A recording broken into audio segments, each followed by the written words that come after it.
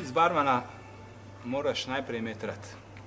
Rad moraš imeti delo z ljudmi, z vsem, kar je v barih, v restauracijah, v hotelih. Če imaš vse to rad, si lahko barman. Seveda, poleg tega moraš imeti tudi znanje. Znanje pa pridobiš pri nas v Društvu barmanov Slovenije.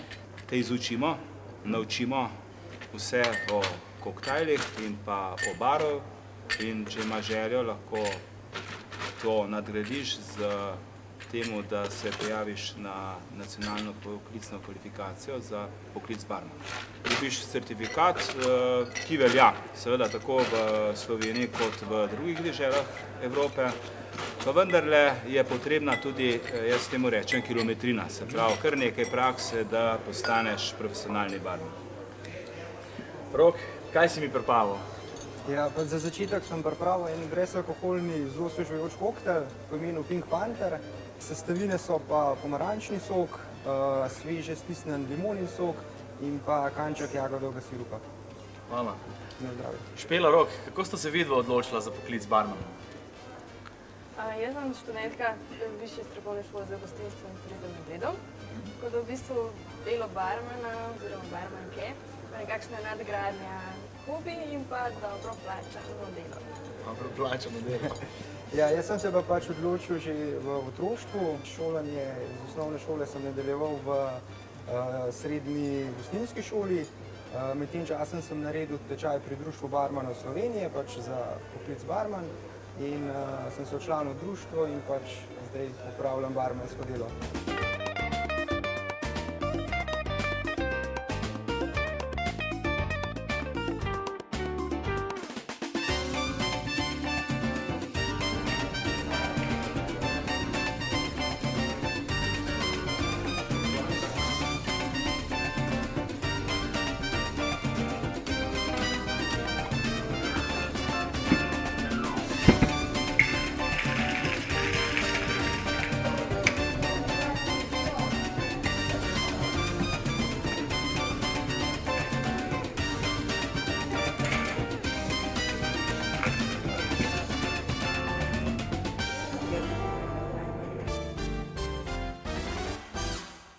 Za poklic barmana je potrebno, da ima kandidat že končano izobraževanje za natakarja, ki ga nadgradi z programom, ki ga je pripravilo Društvo barmanov Slovenije v sodelovanju z Srednjo šolo za gostinstvo in turizem Maribor, Srednjo šolo za gostinstvo in turizem Celje, Srednjim šolskim centrom Slovenj Gradec in za višje izobraževanje sodeluje tudi Višja šola za gostinstvo in turizem na Bledu.